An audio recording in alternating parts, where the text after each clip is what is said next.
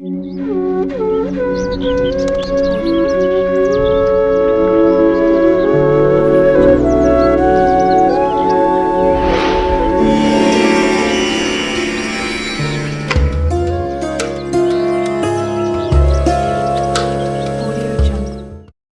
మతంలో నలుపు రంగు ఎక్కువగా ఉపయోగించరు. నలుపు రంగును కీడుగా భావిస్తారు. అందులోనూ శుభ కార్యక్రమాలకు అస్సలు వాడరు. నలుపు రంగును వాడటం వల్ల చెడు దృష్టి పడుతుంది అని నమ్మకం. ఇక పెళ్లైన ఆడవాళ్లు ఎక్కువ నలుపు వాడకూడదు.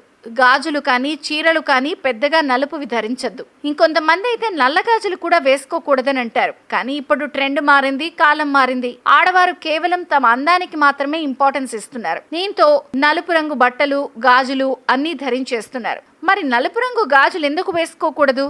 వేసుకుంటే ఏమవుతుంది? ఎలాంటి ప్రభావం పడుతుందో చూద్దాం. నలుపు రంగు ప్రతికూల శక్తిని గ్రహిస్తుంది, నెగిటివిటీని తొలగిస్తుందని చాలా మంది జ్యోతిష్యులు అంటారు. అందుకే చాలా చోట్ల నవవధువులు నల్ల గాజులను వేసుకుంటారు దిష్టి తగలకుండా.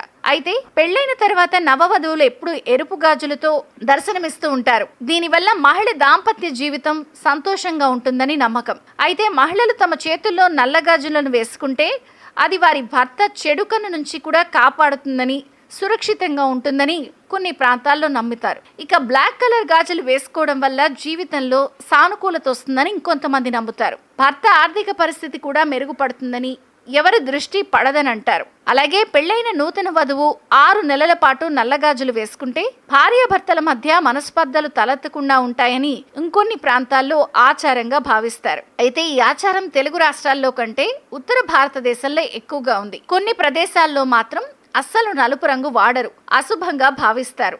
ఆడవాళ్ళు అస్సలు వేసుకోకూడదని అంటారు. పెళ్లైన ఆడవాళ్ళైతే కేవలం ఎరుపు, గ్రీన్ కలర్ గాజులు తప్పించి నలుపు రంగు వాడకూడదు అంటారు. అయితే ఈ ఆచారం అంతా ప్రాంతాన్ని బట్టి, వారికున్న ఆచార వ్యవహారాలని బట్టి మారిపోతుంది.